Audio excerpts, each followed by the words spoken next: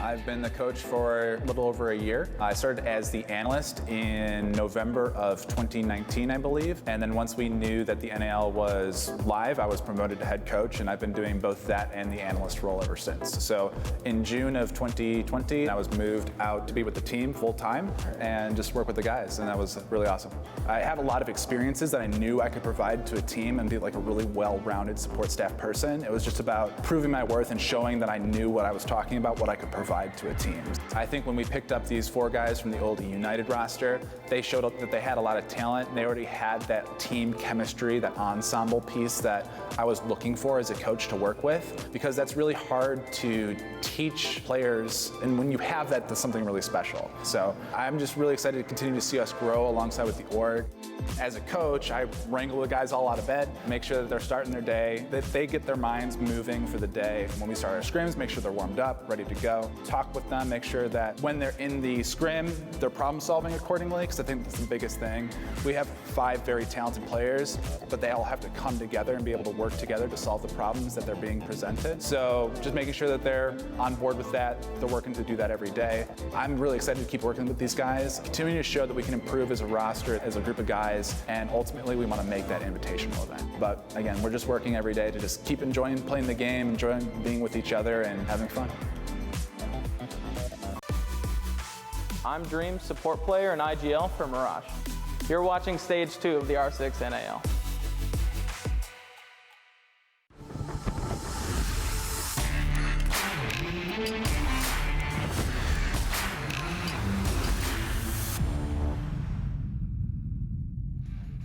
All right, it's time for our very first matchup of the day, Michael, and the desk is pretty unanimous that the Soniqs are coming in as the favorite. First question for you, do you agree with their assessment? It is kind of gray. It's like a wallpapery kind of eggshelly gray.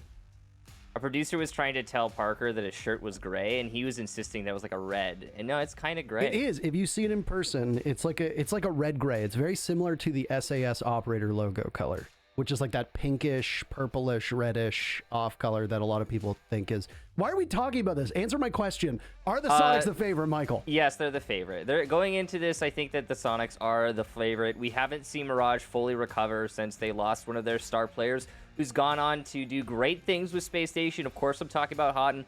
And, I mean, last Playday, you cannot get over the fact that Mirage lost to XSET. And I know that was that was certainly XSET's best match they've played since they joined the NAL, at least in my opinion. But at the same time, Mirage is struggling, and Soniqs certainly aren't. They've been keeping up their great growth record since they switched over to the Soniqs from United. Obviously, the changes that were made there to that team have paid dividends, and they haven't been without their missteps. Obviously, this is still a team that has not been together for the same length at this level that a lot of the other top teams in the league have. Mirage is indisputably a much newer team. The one thing with Mirage is they're so inconsistent, and that inconsistency comes from inexperience. It comes from a difference in skill level of all these players trying to acclimate. Obviously, losing Hot and Cold and picking up Quartz is obviously a big change for the team, and Hot and Cold was the story so many times last stage, and now, well, he's been at this one with Space Station 2.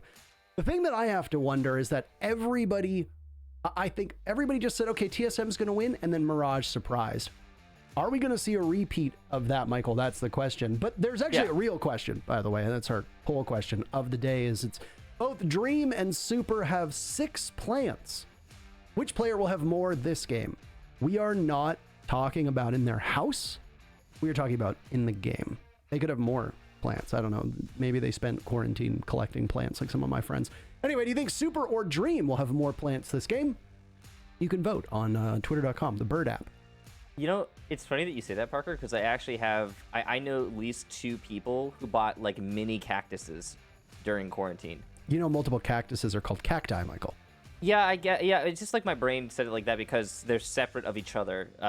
They each bought one, so I don't really know. It just didn't sound right. Anyway, yeah, it's weird that that's like a thing. Anyway, we've got the match ready. We're gonna go ahead and load into it. We'll go on to Chalet, where I don't think there are any cacti. You happy now, Parker? There are plants literally on the screen. Yeah, there's like plants everywhere, but I mean, are there any cacti? I think it would be very odd for somebody to have In the one cactus snow. or multiple cacti in... The map is located in the winter in France. So, feel like they die. speaking You of have France, to it is a keep it Bastille Day heated. today, so... There you go. Anyway, you're talking over me. That's rude. Who taught you manners? Nobody. I was raised by wolves. Raised by wolves. There you go. See, Thatcher and Zofia are going to be the bans. Michael, Zofia is not a common ban, but she just pop up time and time again. Do you want to break that down for the people watching? The Zofia ban is just if you feel like your enemy team is going to make more use out of an operator that is commonly used by both teams, you get rid of it. You can look at the stats for your opponent really easily. Most of these teams have access to CGG's pro stats, so they like look at those stats. They go, oh hey, okay, looks like the Soniqs are really good with Zofia. So Mirage says, let's ban Zofia. You can make do without her. She just sometimes works for particular players, and the stats do back that up. I think, yeah, for the Soniqs, they make excellent use of Zofia. Statistically, it's a good op for them. So the Chalet meta has, I don't want to say settled, but at least we start to see some consistency here. If you are new to watching the NA League or competitive play at this level and you watch Chalet, you'll know that there are 3 viable bomb sites on this map. The downstairs bomb site, which you'll see frequently in ranked or even casual or unranked, depending on how you play.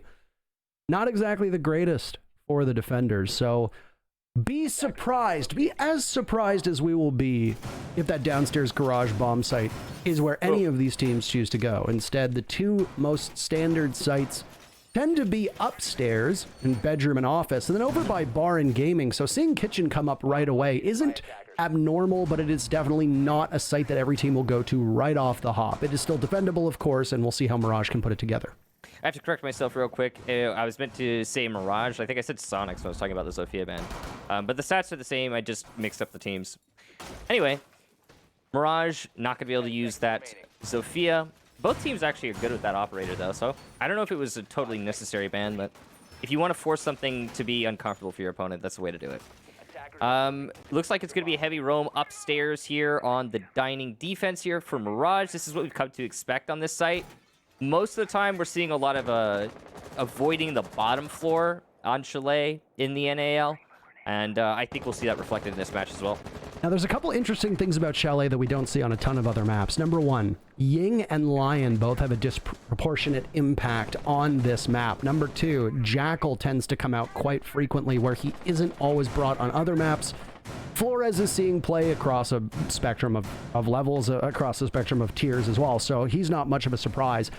But because of the Zofia ban, Mirage is going to essentially triple up on this disruption, this chaos, etc. with a Wamai, a Jaeger, and also a Warden who doesn't have gadgets to stop these explosives and stop smokes and stuff like that, but instead he can look through them. Unfortunately for Mirage, Wamai, an operator who generates those discs over time, is the very first person to die and the first operator to die. And loading is removed from action. It's going to prompt Benji as he watches the Flores drone skate on by, possibly provoke a fight here. The first pick does go to the Soniqs in roughly the first 30 seconds of play. Mute Jammer on the other side of this wall. The question is, do they Maverick trick or do they simply get the Mute Jammer? Looks like it's going to be Yeti looking for it. Not able to find. I believe it's in the middle. There you go. Finally, the Mute Jammer is dealt with. It's super able to use his exothermic. Wall open now. The Soniqs can start to launch their attack onto Office. Nyx, not a really easy position to hold, but he's got the right kit to do it with, and the assistance from the Mute Jammers will be great, but Grixer gets his second kill as Nyx peeks a little bit too far. Unfortunately for Nyx, I think that was more of the perspective or less perspective and more just whatever aspect ratio he plays on, because for us, that Jackal was noticeable. Clear as day. Obviously doesn't do well for Mirage, though. With just a little bit over a minute to go, they find themselves down in a hole by 2 players. Will try their best to be able to hold this one together with the Soniqs going to work towards the office. So once they clear that top floor, keep in mind the Soniqs then need to translate that the bottom floor, which is where the bomb site is, or at least the first floor. Kitchen and dining. Soniqs have a nice pinch here. They're still sitting up top in office with the numbers advantage. It's likely that somebody from SQ is going to remain up there, and they can keep somebody positioned inside of the main lobby as well. That means that you've got 2 players who can do vertical control and also flank watch over the remaining members of Mirage, and they're going to need it because Benji's trying to retake from the main lobby. Might catch somebody off guard. He does, but there's 2 sights from the Soniqs to look in his direction. He tries his best, and even more work will need to be done by the 2 last members of Mirage sitting on site. Dream will need to patrol both above and across. Well, down goes Rexon. Dream finds his target, but it's Quartz in a 1v4, and he gets punished by Yeti. Very first round in convincing fashion will go to the Soniqs. 4K for Grixer. What a round for the man. He just tore through Mirage. Well played, and the clear upstairs using those frags to easily and breezily push through on the top floor. Not a lot of conversion, though, I gotta say. In terms of soft destruction and the use of the top floor pressure, Soniqs weren't great, but it didn't matter because Mirage took a lot of unnecessary risks.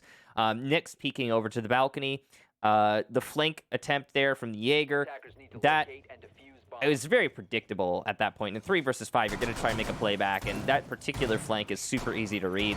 You don't even need a drone for that one, really.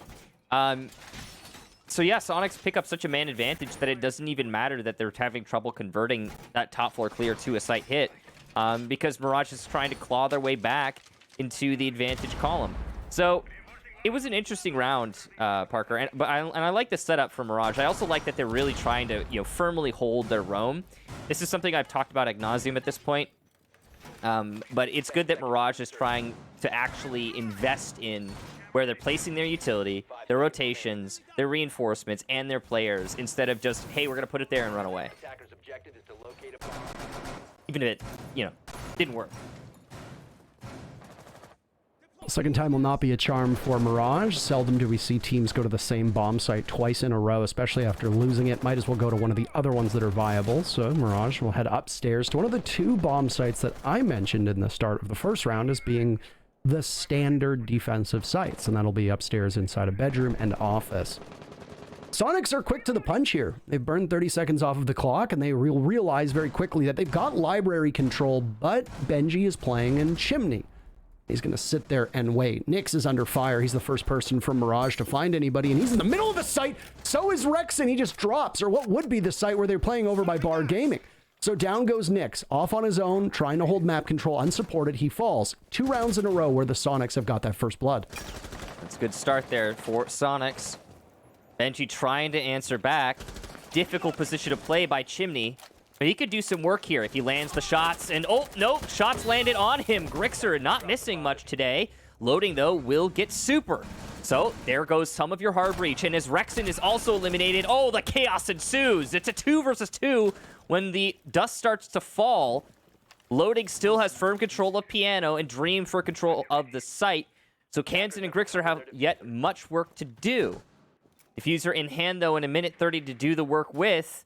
This is not the end of the world for the Soniqs. It's definitely a good position for Mirage as they could just wait this out. You try to push into the door of office where Loading has that cross lined up. A drone will desperately try to find some information, unsure if the mute jammers are in a position to stop it from getting in. If so, that's great. That's great, at least for the defenders. Dream gets spotted on a drone that pops on up, and shots are missed on both sides of that coin, and he'll reposition now. He knows that somebody's going to go towards the door. Smart work to get intel from that. Hands will now push up. Here's that the Soniqs know that the last 2 members of Mirage are nestled very safely in the back of the site, over by Solarium. They've got their job to be done. At least they think. I don't know if Loading has been spotted just yet, but it's him against the 2 last members of Soniqs. He loses his teammate. Dream is down for the count. Playing by the Piano and the Goyo shield. Loading will reposition.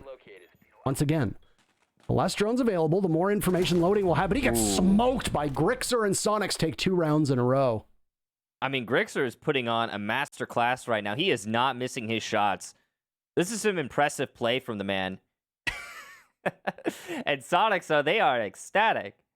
All right, so let's talk about that. Once again, Mirage, firm roam, holding their positions, and they did a good job of it this time, too. It actually worked out. The roam was not really the problem there for Mirage. An even trade 2-2, that's pretty solid. You can usually hold that out as the last 2 defenders. They have the advantage in that situation because the attacking team, the Soniqs, cannot push a crossfire on any of the remaining anchors. So what does that mean? Well, it means that in order for the attackers to win in that scenario, they'll need to take their straight-up 1 versus 1 gunfights and win them. And that is easier said than done. Usually the attack, again, will try to leverage those crossfires to make it so you don't have a fair gunfight. That's part of an attacking strategy in Siege. But low manpower, you don't have that opportunity. It doesn't matter because Grixer's landing his shots, and it works out for the Soniqs. I mean, and he is really landing his shots. What did he have to eat today? What are they feeding him? What are they feeding him? Oh, not allowed to say that. Oh. No, but seriously, he's got 6 kills right now. And I don't know how many deaths because they changed that around. I think it's 0. Yes. It's KDA now. Yeah, I don't know. The other thing, too, about Grixer is that he's been using his abilities in conjunction with that killing potential. I think it's hard to argue that Jackal has one of the best kits on attack. The only thing that he's really missing are explosives. He's got that secondary shotgun to do any soft destruction in a pinch. And, well, a map like Chalet, there's tons of vertical pressure you can put on the defense above. And that secondary ITA shotgun is going to come in really handy, obviously hunting down roamers and just simply being able to assess if somebody's been nearby without actually giving yourself away is a helpful gadget. And then the smokes, for crying out loud. And the Soniqs with the thermite on the board means that they could potentially have 4 smokes at their disposal. It's a good reason why Mirage is running the Wamai and Jaeger in conjunction with the Warden who can see through those smokes. There's a lot of versatile play on both teams, to be honest. And yeah, I get the Warden pick. I know a lot of people are probably memeing about that, but he's actually pretty solid as far as operators go at a competitive level. If you're just trying to hold on to a position, you cannot lose it. Now, hard breach successful here for the Soniqs. They've got box open. This is not a top 4 defense, though. This is a dining defense, so they need to convert this into a hit downstairs, and they have to clear out the roamers above before they can even do that. Loading's got to rotate, and he'll look to retake. The very first blood for Mirage finally occurs in the 3rd round. It gets swiftly traded off as Grixer's 7th kill comes in onto the board. That's a bit of vengeance that he has to enact after Nyx gets credited with that very first kill. So back to a 4v4. This has been the slowest execute for map control that we've seen so far from the Soniqs, but it doesn't matter. I mean, each site is timed differently. Beautiful shot from Loading. He takes down Super, punishing him on the balcony door. That's diffuser surrendered as well.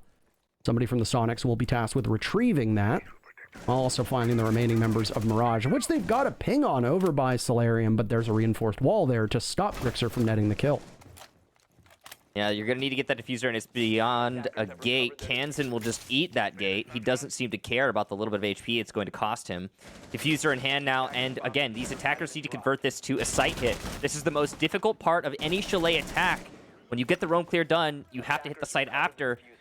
We've already lost too many bodies here for the Soniqs. Now they're the disadvantage. Luckily, Rexon's got a can opener in his pocket, and he'll take care of the drop. They'll allow them to do something with the final 20 seconds here as Grixer's in hot pursuit. Benji, target acquired. He's finished off, loading on a sliver of HP as well. Still winnable for the Soniqs, but it's getting dire. A 3v3, smokes going out, loading there, able to stop him, guns down Kansan, pivots for a second, Grixer finds that, continues to march forward, 8 kills, could break double digits. On a mark, but he gets shut down by Quartz, diffuser might be a mile away, so Rexon will need to do some work. He finds one, but only a second to go to grab the other, and the clock will give the round to Mirage.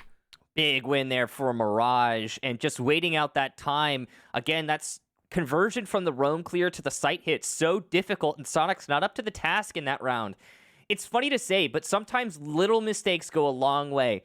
Not in every match in Siege, mind you, but in this one. Grixer looking to the default cam instead of keeping his aim trained where he knew an enemy to be in West Lobby. That made all the difference. And it's what's allowed Quartz to easily win his heads-up gunfight, and thus Mirage get their first round. You know, it's always a stack of things that result in a win for a round. It's never any one thing, but sometimes you can point out those little mistakes as they go quite a long way. Well, second time was the charm there for Mirage, and I do think a lot of it also came with those early incursions that we saw and the little skirmishes from the Soniqs and Mirage, especially with both Yeti and Super going down. Yeti's stats have not been the best so far this split, and that's because he's been playing a lot of those thankless roles while allowing Kansan, Grixer, and Rexon to really flourish. And obviously somebody with the veteran leadership that Yeti brings, and the fact that he's older, and I mean, he's going to be on hard breach duty once you hit the age of 22, it means that you're going to see your stats suffer a little bit. The Soniqs then having to pivot. Thank goodness for that can opener that Rexon had access to, that hard breach charge as a secondary gadget going down. But unfortunately for them, it meant that there wasn't enough hard breach to go around. And despite that, the Sonics still kept it really close. And were there a couple more seconds on the clock, it's possible, maybe not likely, but possible, that Rexon could have hunted down that final kill, or in very least put himself in a 50-50 for it.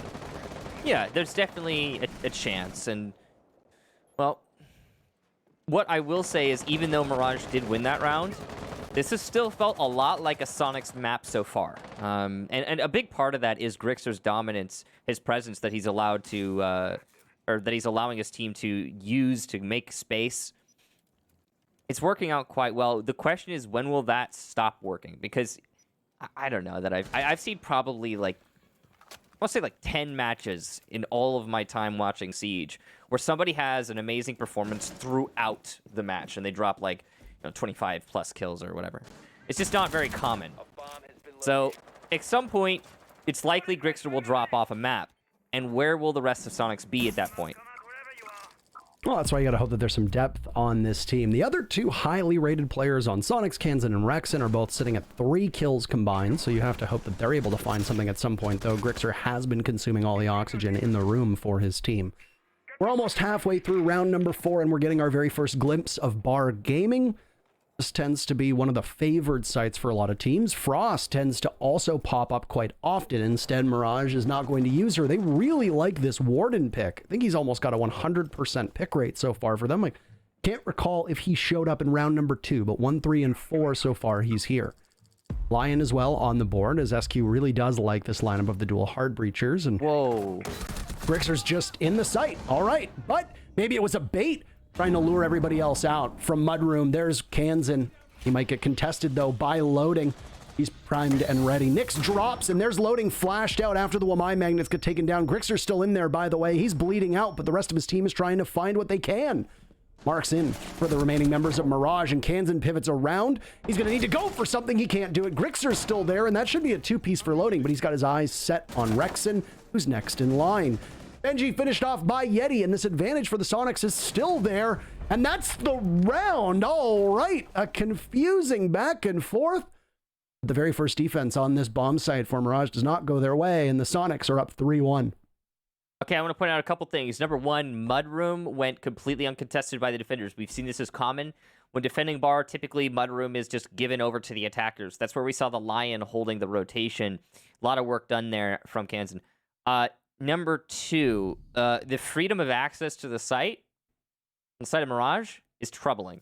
You should not be leaving holes in your defense like that. We've seen that gap left in that particular site by many teams in the NAL, actually. This is not uncommon, but it's still a mistake that needs to be corrected. Number three, Grixer was in Bar, downed and unfinished ever since, like, for a solid, 30 seconds at least? I don't know. He was sitting in by the jukebox calling out everyone in the bar on defense while his teammates started to apply pressure and take fights. That's why the Sonics were allowed to take those fights so confidently. It's because they had info from a down teammate. Why didn't he get finished off? I don't think that they saw him. That's the only that's the only excuse that I can come up with. They just didn't see him, but I still find it surprising that someone didn't find the opportunity. Anyway, the direct access strategy employed there by the Sonics, it worked. And it seems to be the best bet when attacking Bar these days. Well, back upstairs for yet another attempt at bedroom and office. And the good news is, if you're Mirage, your second attempt on kitchen worked out. Maybe you just need to sacrifice blood to the blood god and then go back and, well, you'll win it your second time. I'm not entirely certain. We'll see. Talked about Frost coming in and its dream to play the operator, the Canadian operator, in fact, replacing the Warden that he was on previously. I'm assuming that this is designed for a library hold. I didn't see where all the mats went down. Actually, doesn't look like any of the mats are in library at all. Okay, well, solarium, maybe? There they are. There's one in piano. There's one in bathroom. Who knows where the other one is, unless I'm blind. Yeah, beats me. Could But still have one in his pocket, but he's been sitting on cam, so we can't see what his utility is at the moment. Right. Hey, devs, fix that. Anyway, Grixer is dead. Quartz is able to win that gunfight. Looks for a second, cannot What? connect. Yeti comes in and they both spray wildly. A very messy fight in front of our very eyes. Court's down for the count, but Grixer being silenced is good news for Mirage, if not for the fact that Yeti is now only a single kill behind his teammate. Yeah, definitely more slack Yeti's going to have to pick up, but he's low now. So even though Quartz puzzlingly didn't win that fight, he did do the damage that's going to help win future fights. Butte Jammer dealt with there. Super opens up the wall, and now we've got direct site access. Next thing to do is deal with the players inside of Piano. Or player, actually, as it's just Benji. He's got support from loading farther back. Mirage have a good lineup to hold this, and the shield is going to go a long way in assisting that. Oh, and there's a tiny bit of damage done to Benji, but Kansan is down for the count. Yeti also afterwards. After that initial skirmish, he's low on HP. Things not looking great for Soniqs right now, so maybe that trend line does hold for Mirage. Benji's still sitting on this piano. The shield actually didn't disappear. Nitro Cell from Nyx goes out. There's no target to be found, so Nyx will instead pivot and look towards the balcony doorway. We know there's somebody out there. It's Super. He's trying to get as much intel as he possibly can. It's been about 30 seconds since we started focusing on this, and, well, unfortunately for Mirage, they are wasting time, and Kansan just narrowly missing out, and I don't know if he heard that damage that he did through the floor. Rexon finds Dream. The Soniqs now have a lead as Kansan been picked back up, and Nyx swings. He'll connect onto Yeti. 15 seconds left to go. Nyx knows that there's still somebody out on the balcony unless they vaulted in the window. Does he have that information? Smoke will distract him. He doesn't have a Nitro Cell to use. He sees the thermite pops up. The Soniqs are bleeding. It's Rexon now in a 1v3, 5 seconds left, and he knows he's got nowhere to go. He's on a wire. Does he save the KD? Yeah, he will. That's Mirage taking the site for the second time. So all they need to do is play the same site twice. The good news for them is that they're likely going to go back to Kitchen. They win it again? Who knows? We'll see. Mirage gets around, but still Soniqs 3-2.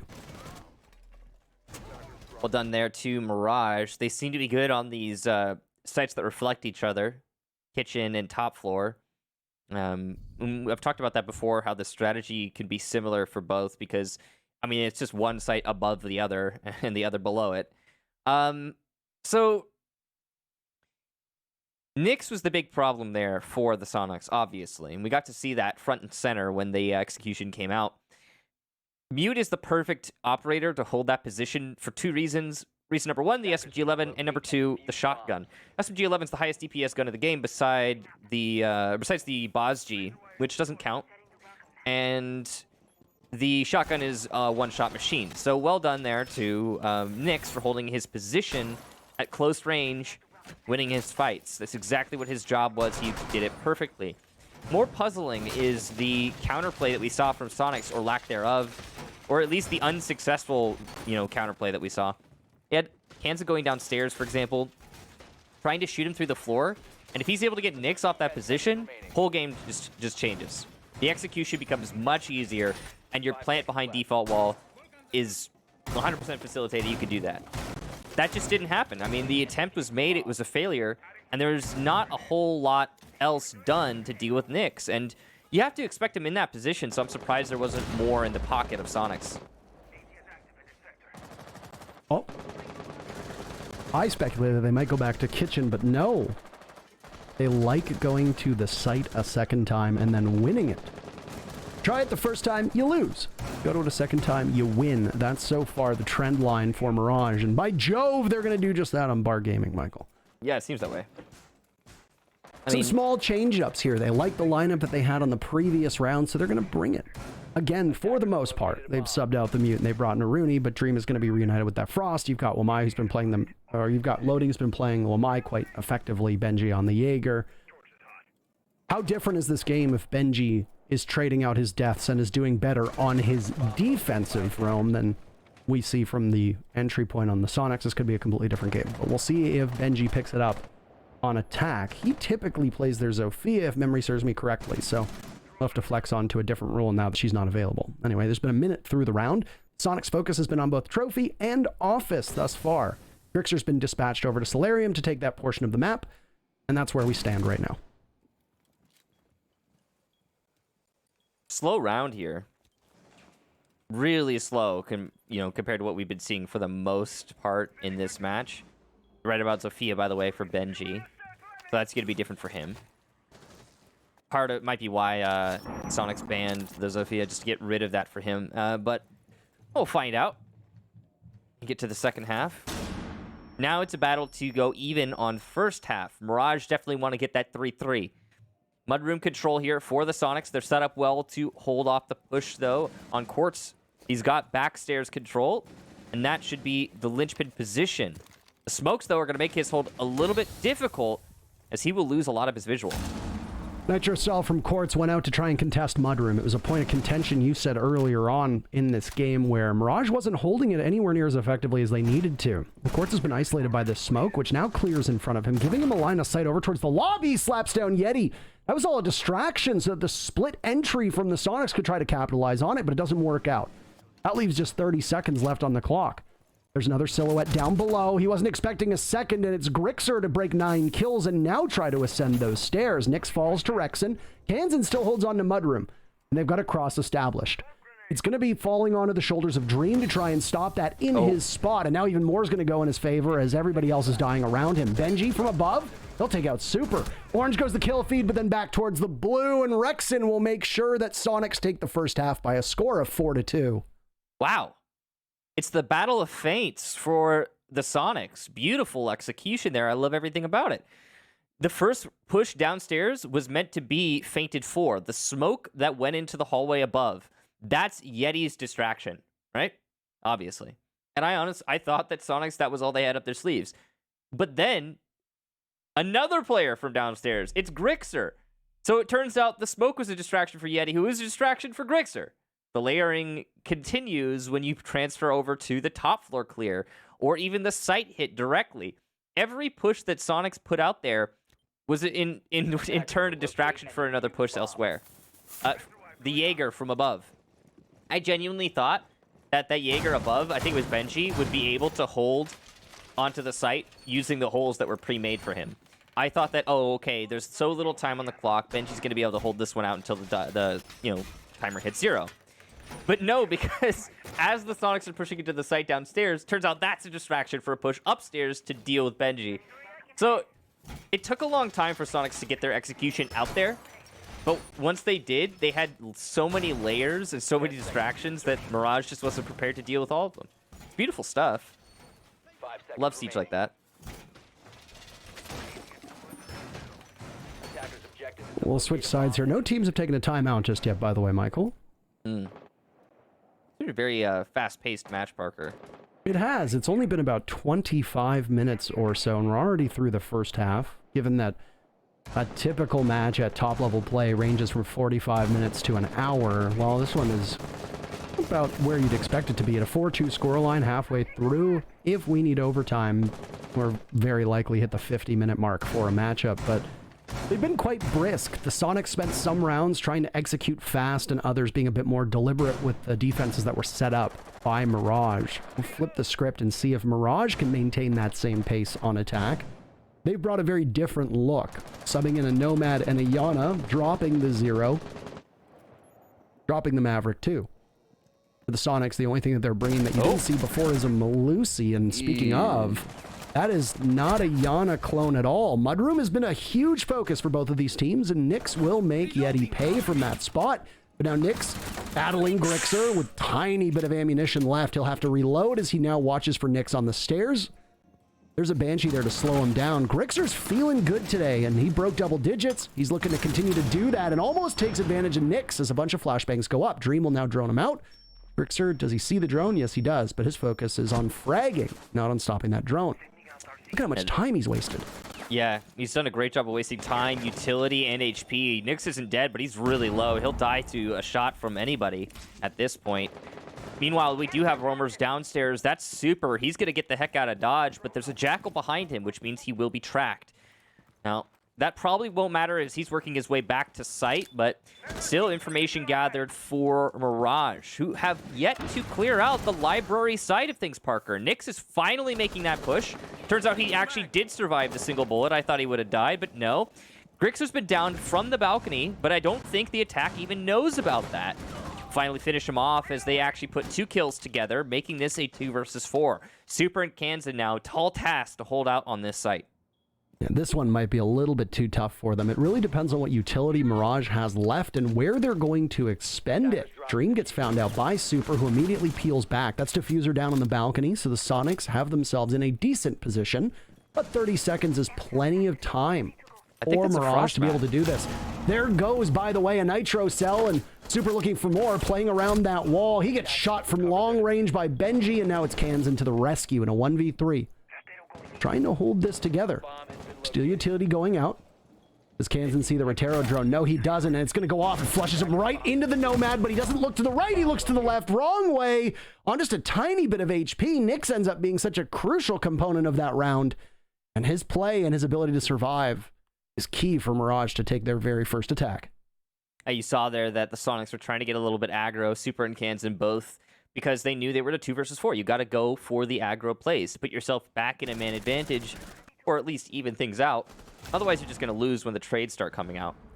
And, well, it didn't work out for them because Mirage were playing smart. They were playing safe, far back. That's how you should handle that situation. When you have the advantage, use your drones, know where you're taking your fights. Good stuff there from Mirage. Nice lockout. It was a frost mat, by the way. I had to check it. I'm pretty sure it was a frost mat that downed the player vaulting in through the balcony. Well, Michael, it's time for us to talk about the community skins, the R6 share skins, and even the regional skins. We'll talk about the Sonic skin. It's the TCSG. Yeah, it's a gun you don't see all that often, but the skin's pretty cool. You can get it right now. The sales directly support the Sonics, and of course, any of the R6 share skins and any of the League skins, of which there is also a Castle skin for the August Major. Some of that money goes back to support the League, as well as the team skins supporting the teams and the players themselves. And you can get that in-game, whenever you'd like.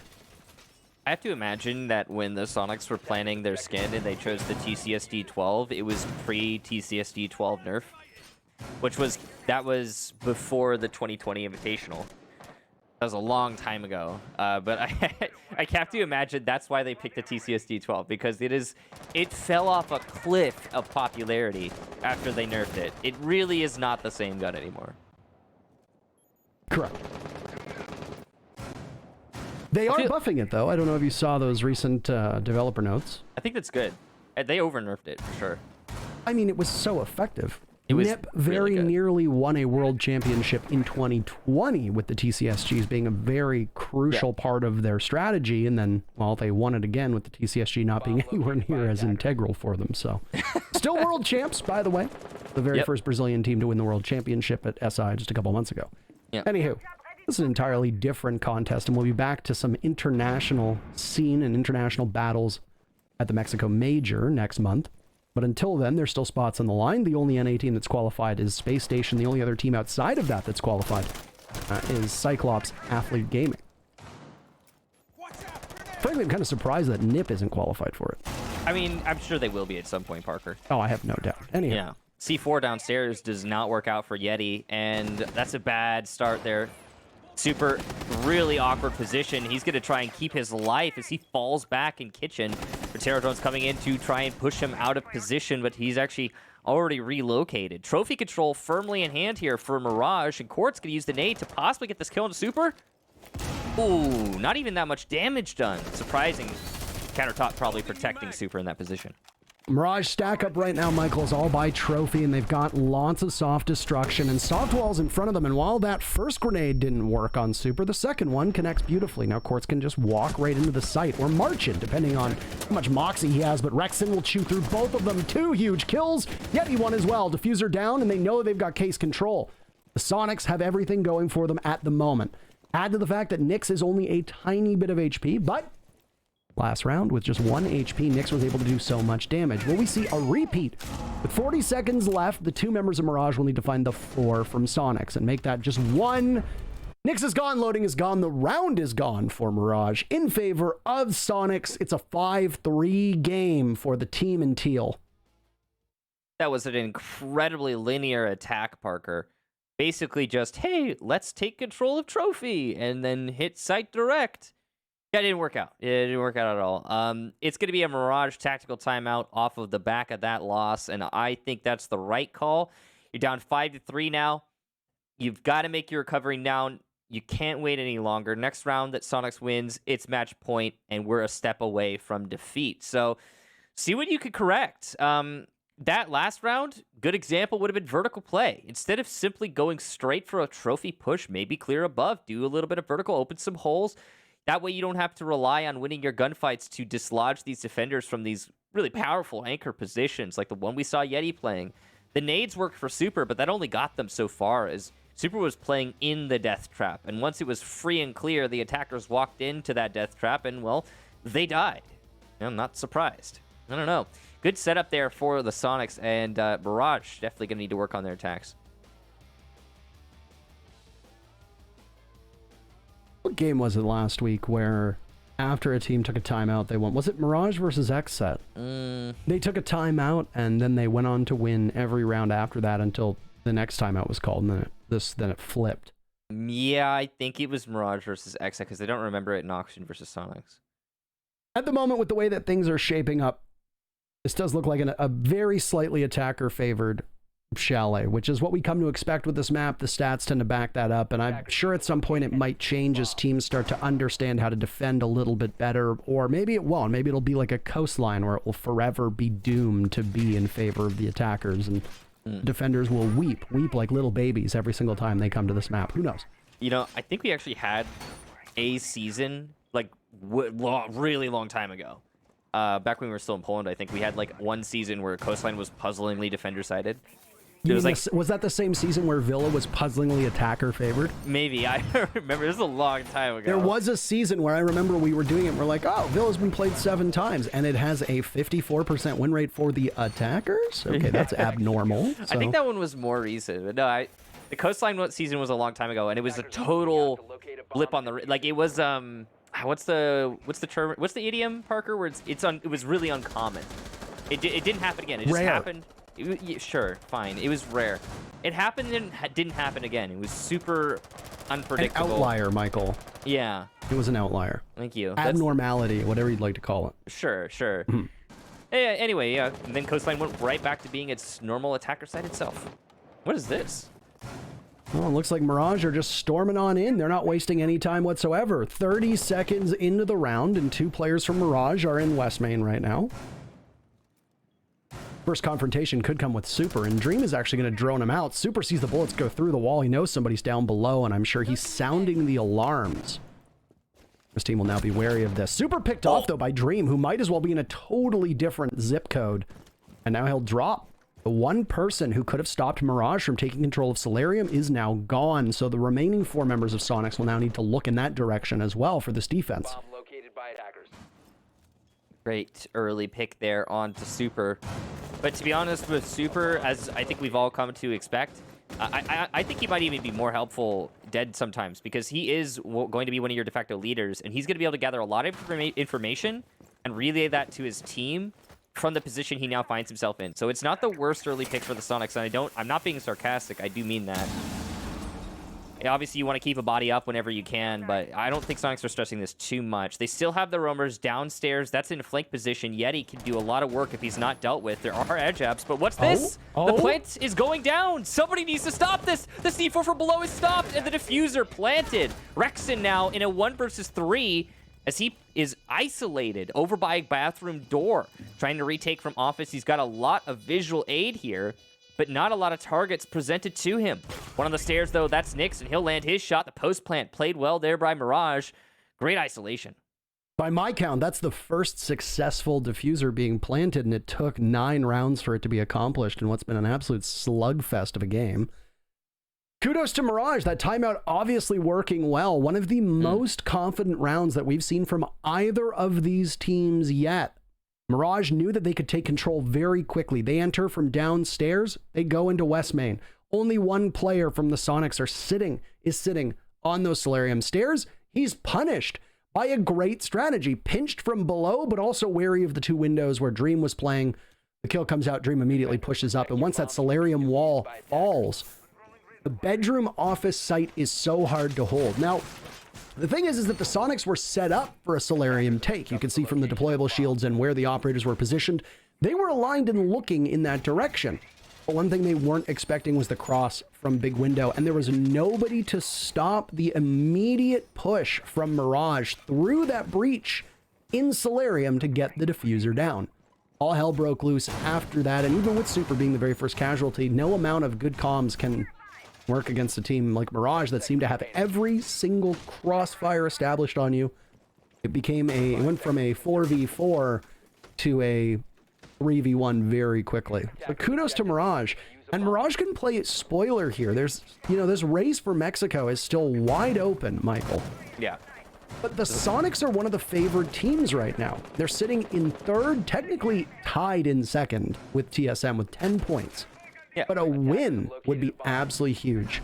Mirage really liked something that they saw from that timeout, by the way, because history is about to repeat itself. Both Nyx and Court side by side getting droned in by Dream as they take West Main yet again in the first 30 seconds. This is exactly what happened in round 9.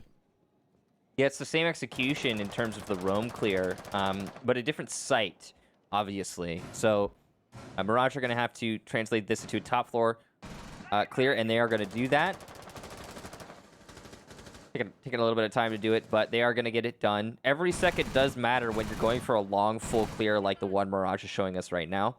All the way up to Office, though, and Piano is fully clear. So Mirage does not need to worry. As soon as they get that control, they have it well in hand. Soniqs are only set up above and below their site. They just want to hold on to what they've got and not overextend themselves.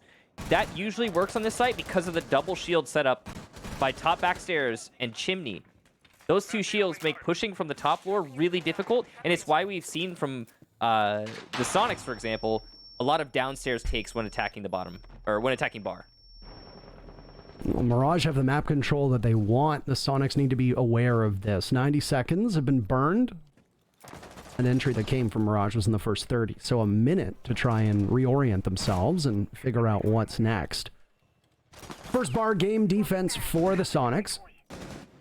Their setup looks very similar. You want to hold chimney, you want to hold some of library, you might have somebody holding library stairs. It allows you to police the window, it allows you to watch the entry points that will come on that second floor from Piano, and then of course also survey lobby. First casualty is going to come out though for the Soniqs. If they win this round, then they're going to go to match point, and obviously their hunt to be at the major will be a little bit more successful, and the likelihood of them going will be even higher. They essentially trade out Yeti though for one player from Mirage, leaving Soniqs up in a 4v3. Loading now at the doorway. Air jab out. We'll try to isolate somebody playing on those stairs. It's going to be Grixer who will have to contend with this air jab. Quartz falls to Rexon. A 4v2. You can hear it going. Dream's going to march on in, finds cans, and Loading is up next to try and head into the site. Does he know that anybody's in there? No, it actually looks like it's vacated. So where is he going to go? He's got Dream above, but he's on cam. He doesn't even manage to shoot it, by the way. The cam is still up, and he's punished by Rexon, who's now going to drop. Loading in a 1v3. He doesn't have a ton of HP. This is dire for Mirage. Diffuser is also about a mile away, and Loading knows that if he goes to retrieve it, he's going to have to drop those main stairs towards Fireplace, make some noise in the process. But it's Rexon to shut him down. The Frost playing upstairs inside of Library. Yeah, and the default cam was still up, Parker.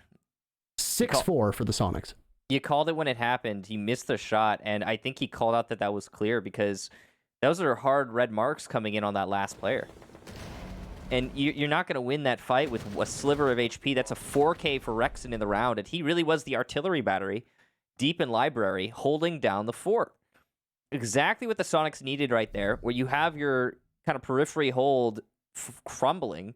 You're losing players by chimney, you're losing players by library stairs, and things are looking a little bit dire, but then there's Kansan. He's got his 1.5 on his Frost SMG, and he's ready to take the fights, and well, he won 4 separate ones. 4 separate 1v1s, too. I mean, that's also partially on Mirage for not stacking up on him. Well done there to the Soniqs. Good hold on the top floor. And that, by the way, that round is a perfect example of why it is so difficult to clear top floor on that site, and why we often see teams instead try to hit bar gaming directly, like the Soniqs did on their attacking half. Well, still a spirited and good showing so far from Mirage. If you are a team that wants to be in the top 4, you might not win every game, but you at least need to bring the heat to the top teams that you're going to be competing against, as your peers will be the teams that are in 1st through 4th, because that's the magic number to qualify for most of these majors. Mirage has been fascinating to watch over their debut here because they obviously achieved very high results in the very first split and are showing up when they need to. Obviously, small things that still need to be ironed out, but there's obviously a very promising future for this team. An early entry from them, though, will at least blunt the momentum of the Soniqs, who want to put this matchup away. And with the Soniqs sitting on match point, they'll have 2 opportunities to do that before overtime is required. A 5v4 for Mirage in the remaining 2 minutes and 30 seconds bodes very well for MRG. Sounds completely different when you say it like that. I know. We've got the Soniqs peeling off from their library hold. They set up shields for it. They set up reinforcements over there. They were trying to, delay on library side for a while, but first casualties in, and they'll decide to try and bolster their defenses elsewhere. Still roaming, just above. And Rexen will answer the earlier kill. This time it's going to be Benji on the floor. So 2 players dead already that haven't been that influential in the match thus far. Not the end of the world for either team. They could still both definitely make a recovery here. And I think the round really is just getting started. Well, we're just past that 2-minute mark, and the even footing that these teams find themselves on obviously is going to be very helpful for the Soniqs. They lost Kansan, who has statistically been their worst player so far in this matchup. Go figure. That doesn't happen all that often. Benji obviously having some issues with that Zofia being banned, playing on Ashe. He ended the first half, if I recall correctly, he went 1-4 or 1-5. He's now 3-9, so his struggles from defense have absolutely carried over onto attack. He's not the only player that struggled, so I don't want to just point him out and him alone, but obviously doesn't help the team all that much that he's not performing up to the standards that he usually is, and he came in as the highest rated player of Mirage. Final minute now, Michael, for Mirage to be able to pull off this execute against Soniqs, or else Soniqs takes the match. And nade onto Yeti by the dining table actually went into a little bit of a cubby there. So a well-placed nade could still dislodge him from that position, but there's no more left of Mirage. They brought 4, they used 4. None of them really met the results that they wanted. With the wall open, though, there's still a good attack avenue for Mirage. I think they're waiting for Nyx to maybe do some vertical. He's solo clearing above. Nothing coming of it yet. Nice pre-fire from Quartz. Down goes Yeti. He was one of the biggest problems on this attack, but Super will answer from the A-bomb chassis, continuing to do damage even to Quartz. The pre-fires of Quartz not working out this time, and time is of the essence here for these attackers. With the C4 missing from Grixer, though, that opens up the opportunity for a plant. Down goes loading in the main lobby, though. Quartz with the diffuser in hand has a sliver of HP. It's not going to be easy for him, and he's on the floor too. Another 4K for Rexen, and that's it. GG's. The Soniqs will take the match. Well, boy, a 7-4 scoreline would suggest that it was a relatively dominant performance from the team that collected those 7 rounds. And don't get me wrong, the Soniqs deserve to win that matchup. But some of those rounds were a lot closer than the number would suggest for both teams, for the record. And obviously for Mirage, they're not going to be happy with this result, let's be completely honest. But I think that there are a lot of good things that they can take from this matchup. Coordination, in terms of team play, in terms of killing ability, and a lot of the mistakes that I saw often came in ways and from things that can be quite easily fixed, Michael. So if you are the coach or on the support side of things for Mirage, you can iron out these issues and try to hope that they don't crop up again. Yeah, really not the end of the world for Mirage. They did have some really cool attacks. I like the way that they attacked the top floor, especially from that bottom basement to middle floor sort of attack strategy where they come up from below. That was a really efficient way of clearing out the roamers, because Chalet still has a problem with that. Sometimes the roamers can be pesky on that map, but they're starting to find their own rhythm. The Soniqs just straight better on the individual level, and they have the same amount of coordination. Just as much good strategy on Sonic side as there was on Mirage's side. But then you also have Mirage picking up 2 4Ks, 18 kills total. I mean, that sorry, did I say... Yeah, I said Rexen, is the one who picked up 2 4Ks and 18 kills total. Overall, a really well-played match from both teams, though. Those are 3 huge points for Soniqs as well. They now take over sole possession of second place in the NA League. 3 points ahead of TSM. TSM is going to be in action later today against XSET. They're one of the 3 matches that are still left, and we want to get to them and not deprive you of the action. So we'll throw to a break and then the desk, so don't go anywhere. We'll be right back.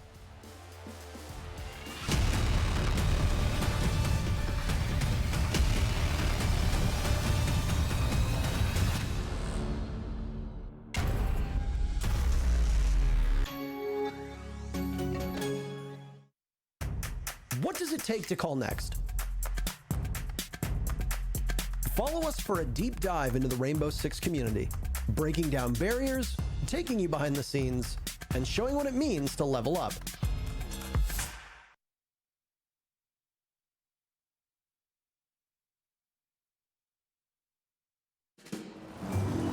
Should have packed our snowshoes. What? People do that? You know, fun fact, not only is it the oldest, but remains one of the most effective means of traversing the ice. Wow. Yeah, you're gonna fit right in at Beaverfield. Everything here is a little questionable. Ranger! The people. The weather. Everything.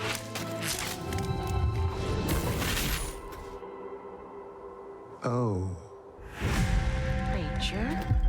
You look like you just seen a corpse. Well, the roads are effed, and something's wrong with the generator. Which generator? All of them. Can't get on the internet! Also, there's a dead body under your porch. Holy!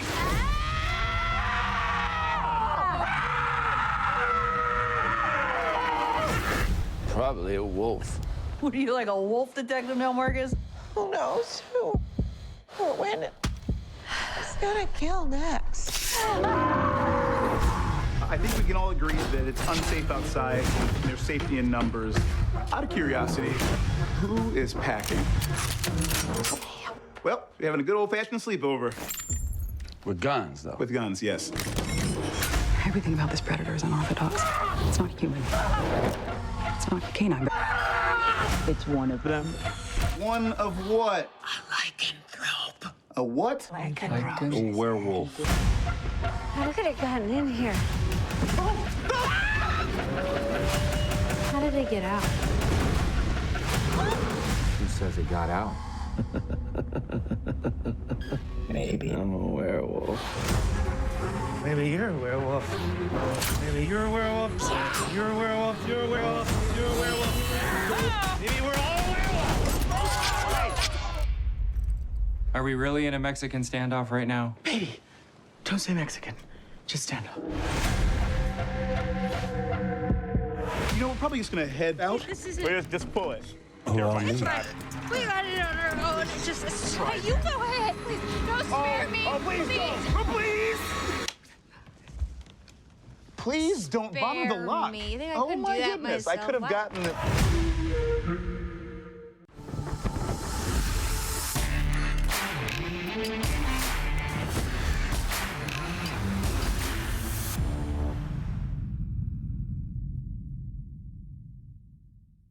Be honest, I didn't expect a movie preview to be there, but it was really funny to see, especially at the end. But here goes the highlights powered by Predator, you know, the one and only.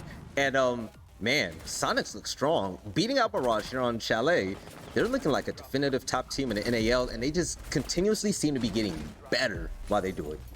Yeah, Soniqs, I think at this point, they're not complete locks for Mexico, but they certainly are very close. They still have 2 more games that decide how many more points they need to lock in the Mexico Major. But on the flip side of things, like I warned, Mirage didn't get a single point in this game, not even forcing an overtime, which means now their chances of making the Major are slim to almost none because they only have 1 game left. So if you're a Mirage fan, I would definitely be concerned. I really feel like Soniqs still are the powerhouse that we saw back in stage 1. You know, they lost their first game of the stage against Space Station, and I think people really started to discredit them and really started to think that they had maybe fallen off a bit more than they had. But Soniqs right now are looking like the real deal, and oh my god, Rexen went 18-4? Sorry, that's just, what?